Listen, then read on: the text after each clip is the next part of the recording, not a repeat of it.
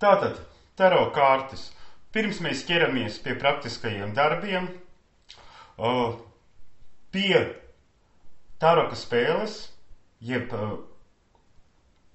taroka duraka, kuras spēle viņa vienlaicīgi var darboties gan kā attiecību savstarpējo analīze, kad spēlē 1-1, gan kā interesants ģimenes pasākums, kur spēlē 3 vai 4, gan arī, lai izprastu, kāda ir tava enerģētiskā kapacitāte dotajā brīdī. Tāpēc, kad uzvarēt spēlēt taroks, kārtis šeit arī kaut kādā mērā ataino cilvēka enerģētisko līmeni šajā spēlē, ar to šī spēle taroks ir neparasta. Bet no sākuma mums jāsaprot ir, kā mums kārtas izvēlēties un iegādāties. Tātad kārtas var iegādāties taro pasauli, atrodiet internetā, tur var atrast jebkādu kāvu izvēli, vienkārši ir milzīga. Ja es nemaldos, klasiskais tarors bez orākuliem ar 78 kārtīm, kur ir, būs izvēle 300-350 kavu diapazonā, tātad ļoti daudz. Un, protams, ja jūs gribat lētāk, tad AliExpress, bet tur ir ilgāk jāgaida. Bet ar ko izvēlēties sākt? Jums iesākumā nebūs tā kā man, galdnieka instrumenti, tur vairākas ēveles, vairāki zāģīši, nevar ar vienu visu izdarīt instrumentu. Bet no sākuma jums ir viens, kā saka, instruments. Katram galdniekam no sākuma ir pirmais cirvis, ar ko viņš mācās. Tātad praktiski visoptimālākais variants, ko es ieteiktu iesākumā, ir ļoti daudz taro, kur šeit ir Old English taro. Ļoti daudz taro kavu, kur bildītes ir tikai uz lielajiem arkāniem.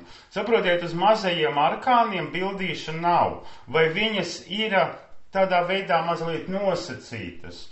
Redziet, mazais arkāns iet, viņam nav bildīte.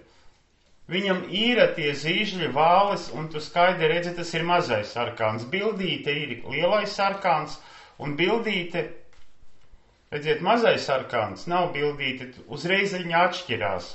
Un šīs te kārtas ar bildītēm uz lielajiem arkāniem, kāpēc vienai kavai būtu jābūt šādai? Tāpēc, ka saprotiet, kad jūs spēlēsiet taroku, un būs jums uz visiem arkāniem bildītes virsū, jums var sajukt bilde, jūs nevarēsiet tā uz aci tās 8 kārtas kontrolēt un izskaitīt. Bet šeit savukārt viss ir ļoti vienkārši. Lūdzu, bildes ir uz gauma kārtīm, viņas atšķirās, un bildes ir uz lielajiem arkāniem. Tā kā es ieteiktu katram vismaz viena klasiskā taro kava, kur uz mazajiem arkāniem, kas ir no tūža līdz 10, bildītes nezīmē. Tur dzīves ainas. Jo dzīves ainas uz taro kārtīm sāka zīmēt, kad Raiders Vaits radīja savu tarot versiju, un no tā laika sāka zīmēt dzīves ainas. No sākuma bija tikai cipariņu apzīmējumi, stihiju un cipariņu apzīmējumi. Tas ir viens. Otrs, kas saistīts ar taro. Ir taro, piemēram, kur vēlam ir ļoti sarežģīti taro. Viens no tādiem ir Starman, Davida Bovija daļrades inspirēts taro. Es par viņu esmu sajūsmā, viņš ļoti, ļoti neparasts ir. Un ir taro, kur ir ļoti daudz detaļu, ārkārtīgi daudz smalku detaļu, ārkārtīgi daudz dažādu smalku detaļu. Un viņi darbojās kā katalizators priekš tavas apziņas. To ar acīm skaties un darbojas katalizators. Tas nozīmē to, ka taro kārtis ir atsevišķas kavas, ir viena no tām darbojas vienkārši kā maģisks instruments. Tu skatoties caur detaļām, atkarīgi no tā, kādu jautājumu tu konkretizē, tu vienmēr atradīsi detaļu uz šīs kārtas, un caur detaļām tu ieraugi atbildi. Protams, var skatīties arī grāmatiņā, bet daudzām taro kārtīm es šīs grāmatiņas vienkārši pēc kāršu nopirkšanas es grāmatiņas likvidēju krāsnī. Tāpēc, kad pašā šī tarok instrumentā jau ir iekšā iešifrēts saslēgums ar kosmisko informāciju, tāpēc atstāja to zīmējumos, tāpēc viņš tur bildīti ir. Un interpretējis šo tarok noslēpumus ir viens konkrēts cilvēks. Kāpēc man būtu jāpiesien šis te plašais redzējums jāsašaurina uz viena cilvēka redzējumu, kā viņš redz un sajūt taro kārtas, uz viņa interpretāciju. Kāds teiks, bet es te tāpat sašaurinu uz mākslinieku interpretāciju, jo ir mākslinieks, kas radīja šos te zīmējumus. Arī šis te Davida Bovija taro ir veidojis mākslinieks David DeAngelis. Un kāds pateiks, bet David DeAngelis, viņš veidoja šīs taro kartas kā mākslinieks, viņš varbūt arī, kā saka, savu nospiedumu atstājis. Tā mākslas izpausme ir plašāka un vairāk ietveroša. Ja mēs izvilksim, kā saka, tūlīt, kā saka, taro karta, lai apskatītos, es viņu atstāšu uz galda,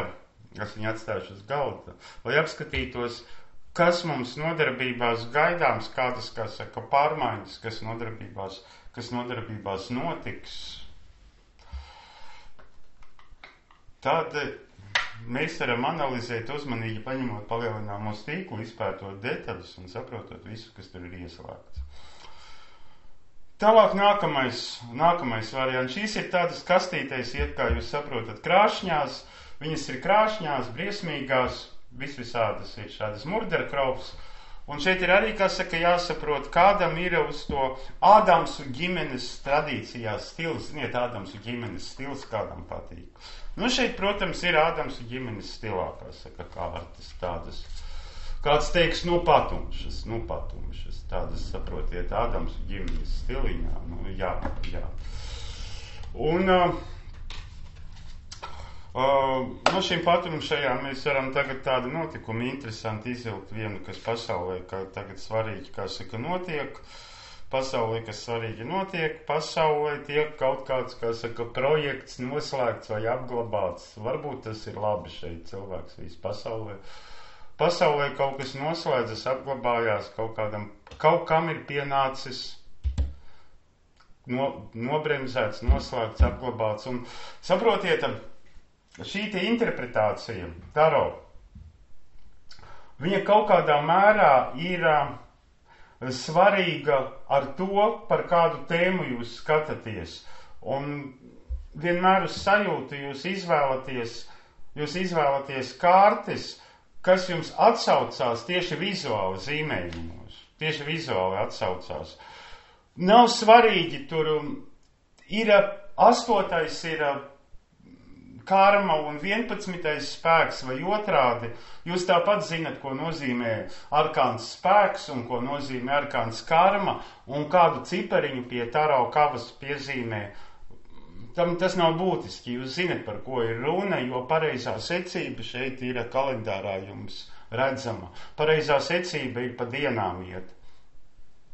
3 nedēļas veido visu taro ciklu. Dotajā brīdī, ja jūs skatāties kalendārā, es jums atgādināšu, ka dotajā brīdī ne tikai ir H-agenti, bet dotajā brīdī ir 3. toņa diena, 13 dienu vilnī, un šeit ir Lucifera kārtas. Tātad šodien kaut kādā mērā valda 15. arkāns Lucifers. Un mēs ar viņu vairāk vai mazāk izjūtam un saskaramies. Bet tas nenozīmē, ka notiek kaut kas negatīvs. Mēs varam šodien sajust spēku, kurš ir jākontrolē. Es runāju par šo dienu, pagaidām vēl ir diena, 3. toņa diena, dienvidu enerģija, apas fāzē. Jūs saprotiet, apas fāze, tā ir visuresamības fāze, tā ir vairāk sievišķīgā enerģija, un Lucifers, saprotams, apas fāzē viņš vairāk iedarbojas tieši uz sievietēm, viņas to izjūt. Bet doma kāda, ka jūs skatāties kalendārā un šīs taro kārtas vienkārši gribat savu likteni redzēt. Tad ir vilnis kalendārā ietverts. Tagad vilnis sākās ziemeļu enerģijas vilnis, baltā enerģija ziemeļu, un viņš sākās 13. jūlijā pirmā diena, no kurienes viss iztek, un satek viss 25. jūlijā, kas ir beidzamā diena Viļņa. Un ko tas nozīmē? Pirmā diena ļoti svarīga. Un mēs esam iegājuši, kāpēc praktiskie darbi būs, mēs esam iegājuši transformācijas ciklā, jo dotajā momentā, šinīta laika vilnī, izvēršās arkāns nāve, transformācija, kaut kas transformējas manī, jūsos, jo šis arkāns nāve izvēršās. Un arkāna nāve motivatorā, saprotams, atrodas imperators. Imperators tā ir vara, noteikšana, stabilitāte, priekš vīrieša tā ir atrašanās vīrieša arhetipā. Imperators savā ziņā ir vīrieša arhetips. Un tātad šī transformācijas ciklā mēs caur transformāciju varam nonākt pie patiesa spēka, pie patiesas stabilitātes.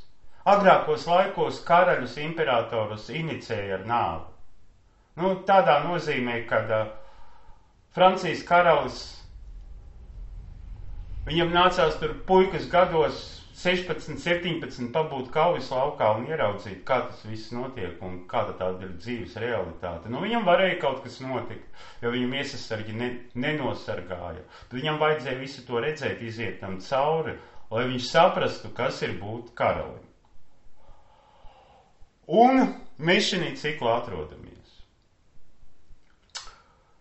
Tātad, jums vēlams ir, protams, zīlēšana ir viens mētāt kārtas, bet vēlams ir izprast, kā šie zīmoģi darbojas caur enerģijām. Lai jums vieglāk būtu izprast, pateikšu tā, ir 21 liktenis zīmogs. Jūs varat iepazīsties ar pamatraksturojumiem caur prezentāciju, ko nosūtīju, bet jums ir jāsaprot 4 fāzes zīmoga, 4 fāzes, 4 enerģijas, sarkans, balts, zils, dzeltens. Viņas tieši tā arī iet. Sarkanā enerģija austrumi tā, kas sāk, kad austrum enerģija nozīmē, ka jūs pats ar savu gribu šo zīmogu inicējat. Ziemeļu enerģija nozīmē, ka jums šo zīmogu izmet pasauli kā pārbaudījumu. Ne jūs inicējat, jums pasauli ieslēdz šo zīmogu baltajā krāsā ziemeļu enerģijā. Viņš ir tāds, kas no ārienes pie jums atnāk. Savukārt tumšzilā krāsa, rietumi, noslēpums, jūtas. Šis zīmogs var pat nemanifestēties jums materiālajā realitātē, bet jūs sajūtat caur savām jūtām, caur savām emocijām. Viņš jūs ķer, jūs viņu izjūtat. Rietumu fāzē viņš var izskatīties ne tā, kā jūs par viņu lasat. Viņam visvairāk izpausmes formu ir. Rietumu fāzē liktenis zīmogs ir tāds kā transformers. Šeit taro kārts rietumu fāzē parādās visdažādākajās formās var parādīties. Tas, ka pat tādās, ko jūs neesat piešķīruši iesākumā, interpretējot šo likteni zīmogu tai kārtī. Un dienvidu fāzē ir rezultāts. Piemēram, pēc šodien Lucifers, dienvidu enerģija. Dienvidu enerģija ir rezultāts. Tas, kas ir jums iekšā, tas arī ir uz āru redzams. Tātad, ja jūs ar Lucifera aspektu saskaraties, tad praktiski loģiski tas aspekts ir jūsos. Dienvidu enerģija tā ir kā summa, kas parāda tieši, ko jūs esat vērts, kas jūsos ir. Un tāpēc pirmais, kad jūs skatāties kalendāru, jums ir jāsaprot, kā kārša mastis saslēdzas ar kalendāru. Denāriju masts, ja mēs neizvēlamies citu interpretāciju, ir specifiskas kāršu kavas, bet klasiskā interpretācija, denāriju masts, tie ir dienvidi rezultāts. Zīžļu masts, zīžļi, ir aizsākums, austrumu enerģija, sākums. Zīžļi ir sākums, tā ir sarkanā diena, austrumu enerģija, tas ir par zīžļiem. Baltā diena, pretestība, atsitiens, baiļu pārvarēšana, tas ir par zobeniem. baltā diena, ziemeļu diena, tie ir zobeni, kad jūs baltu krāsu redzat par zobeni. Tumšzilā krāsa, emocijas, jūtas, rietumi, tie ir kausi. Lūk, tie ir kausi, rietumi. Un monētas, tie ir dienvidi rezultāts. Varētu teikt tā, ka, ja jūs skatāties kalendāru, visvienkāršākais ir, ka dienvidu diena viņa summē 3 enerģijas. Tad cilvēks kaut ko grib. Ok. Viņš iztur ārējās pasaules atsitienu, tas ir, tu saki, es gribu, ārējā pasaule saka, tu neesi pelnījis. Pierādi, ka tu vari to paņemt. Atsitiens ārējās pasaules. Un tad cilvēks saprot, ka ar gribu vien nepietiek, viņam ir jāsaprot, jāiedziļinās, jāizjūt. Tā ir rietuma enerģija, jāieiet lomā, jābūt cienīgam. Un ja viņš šīs 3 enerģijas apstrādā, tad dienvidu enerģija ir rezultāts, viņš dabū. Tās ir tās monētas. Bet atgriežamies pie kāršu izvēles. Jūsu mācībām, kad jūs apgūstat taro un spēlējat taro, ir ļoti labi, ja jums ir sasaiste ar dienu, kad tas notiek, ar laika vilni, kad tas notiek. Tagad iet 13 arkāna nāves vilnis transformācijas, un 3. diena Lucifera beigsies. Un iestāsies nākamā diena, dvēselītes diena, temperants, 14. arkāns. Dvēselītes diena, kā es viņu saucu. Viņa saucās mērenība, 14. arkāns, bet es viņu saucu par dvēselīti. Tātad, kad jūs izvēlaties, neindulgējiet sākumā ne uz krāsainām ļoti spožām, ne uz šādām te pabriesmīgām, kā no Adamsu ģimenes kāršu kolekcijas. Ir ļoti labas mākslinieku kārtas, dažādas, kas pēc dažādu mākslinieku zīmējumiem radītas. Ir pat Salvadora Dalī, Munka, Klimta un dažādu slavenu mākslinieku darbu interpretācijas. Pirmajā nodarbībā es ar Bosha taro strādāju. Un ir taro, kas perfekti par attiecībām runā. Saprotiet, Kazanovas taro. Ja jums attiecību tēma svarīga, jums vienkārši nāksies Kazanovas taro iegādāties, jo bez Kazanovas taro, tur nav viss par seksu, redziet, šeit duelis. Nav, tur ir par dzīvi. Šeit šīs kārtas ir duelis. Jums nāksies Kazanovas taro iegādāties, ja jūs gribat labāk palīdzēt sev un citiem izprast viņu attiecības ar cilvēkiem. Ir arī šādas kārtas, kas, varētu teikt, tādas ļoti krāsainas, spožas, taro, tres, es pat tagad neizlasīšu nosaukumu, bet stāst par to, ka visdažādākās interpretācijas ir. Kolekcijai var būt, bet iesākumā nekad neizvēlaties šādu kaut ko ārkārtīgi spožu, krāsainu, kur viss, kas virsū visādu. Šeit ir visu tautu mitoloģijas sajaukums. Ir kārtas, kas veltītas kādai tēmai, un viņas var izvēlēties, bet jums ir jāatcerās, ka taro kārtīm jūs jau varat piesiet savu interpretāciju. Lūk, redziet, šeit ir drakona taro. Un viņos ir lielie arkāni. Bet šie te zīmējumi uz mazajiem arkāniem, drakona taro, viņi neataino būtību. Zīmējumi ir, skaitlīši ir, bet būtība neatainojās. Jo tas ir vienkārši mākslinieka pašizpausme. Bet man šīs kārtas iepatikās, un es viņas nopirku, un man daudzas tādas kavas ir, kas ir piesaistītas kalendāram. Pateikšu uzreiz, kā es kārtas piesaistu kalendāram. Tas ir ļoti vienkārši. Kārtas piesaistās kalendāram tādā veidā, ka, kā jūs redzat, vilni iet pirmā diena ziemeļu enerģija, otrā diena rietumu, trešā dienvidu, ceturtā būs austrumu. Rietumu vilnī savukārt izkārtojas savādāk. Un saprotiet, kārtis var atainot arī šo te laika viļņa programmu. Laika viļņa programma tādā nozīmē, kad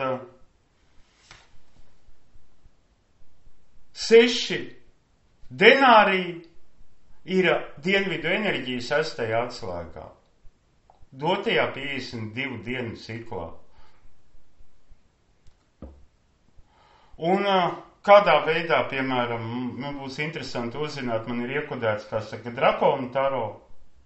Viņš iet pēc secības 1, 2, 3, 4, 5. Un man kaut kādā veidā vajag izdarīt tā, kad taro arkānos atšķirībā no spēļu kārtīm ir 14 katrā rindā. Dienas cilvēka diapazonā ir 13. Un kā tad es daru, lai man būtu tas, kā saka, saprotams? Es varu ņemt pāžus kā skaitli 11, bruņiniekus kā skaitli 12, dāmas kā skaitli 13, bet es daru, kā saka, otrādi. Es, lai šīs te kārtas interpretētu pēc dienām, es nelieku kāršu kavās, kad interpretēju pēc dienām. Dāmas skaitlī 13 motivatorā, bet ielieku skaitlī 13 kungus. Tas ir apmēram tā, man sanāk tā, kad aiz desmitnieka aiziet 3 vīriešu statusa kategorijas. Pašs, tas, kas ir sevi apjautis, pamoties un sāk mācīties, bruņinieks, tas, kas ir atradis savu ceļu, un karalis, tas, kas sevi ir realizējis. Un dāmas it kā man paliek ārpus. Viņas ataino 4 enerģiju būtību. Viņām ir īpašs status skavā. Es varu nolikt par motivātoru dāmas, un tad kungiem būs īpašs status skavā. Saprotiet, tad kungi iet kā faraoni ar īpašu statusu, kas iet kā 4 mazie imperatori. Ir lielais imperators un ir 4 mazie imperatori. Bet es jūtu, ka tagad es mazliet aizrunājos.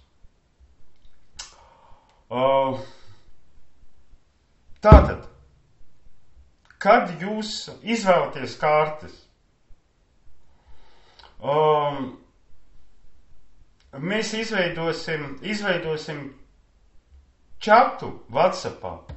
Tāpēc es palūkšu jums varbūt uzreiz atsūtīt man savus telefona numurus, uzrakstīt vislabāk Messengerā, lai es varu jūs pievienot čatam, vai pat uzzvanīt, lai es varu pievienot WhatsAppam. Izveidosim WhatsApp grupu, kur var dalīties katrs ar savu pieredzi, ar ieteikumiem, un teikšu tā. Iesākumā, ja jums nav pieredze zīlēšanā, izvēlieties kārtas, kur nav akcentēti mazie arkāni ar bezgala daudziem zīmējumiem. Tāpēc, ka tanīs kārtīs, kuru lielie arkāni un mazie arkāni ir apzīmēti ar smukām bildītēm, zūd atšķirība, un jums vajag jau interpretēt kārtas nevis pēc klasiskās schēmas, kad ir kāršu grupas, likumi, dzīves personālijas, bet jums jau vajag caur meditāciju ieiet zīmējumu simbolos un intuitīvi saprast, ko jums visums grib pateikt caur simbolu, bildīti, ko jūs redzat kārtī. Otra mājas darba tēma, kad kārtas būs nopirktas, otra mājas darba tēma par ko man jāpasaka praktiskā darba tēma, mēs veidosim amulus. Totēmus vai amulus, tas ir, katram ir jābūt maģiskajam instrumentam. Kas ir maģiskais instruments? Tikai priekš jums. Ja jūs vienkārši paņemat jūs, protams, kā totēmu sazemēšanai, jūs varat paņemt akmeni, jūs varat paņemt vilciņu, jūs varat paņemt metamos kauliņus, par kuriem es stāstīju. Vienkārši kā totēms, tas jums darbosies. Priekšmets, caur kuru jūs sazemējat prātu, nomierināt prātu, totēms, jūs atrodaties šeit un tagad ar totēmu. Totēms darbojas tā, kad jūs pieradinat kādu lietu, jūs pieradinat kādu lietu, un viņa kalpo jums tādā momentā, kad jūs paņemat viņu rokās, viņa jūs sazemē. Viņa jūs noliek šeit un tagad. Tas ir viņa atslēdz jūs no domu maldīšanās un koncentrē jūsu enerģetisko lauku. Tas ir totēms.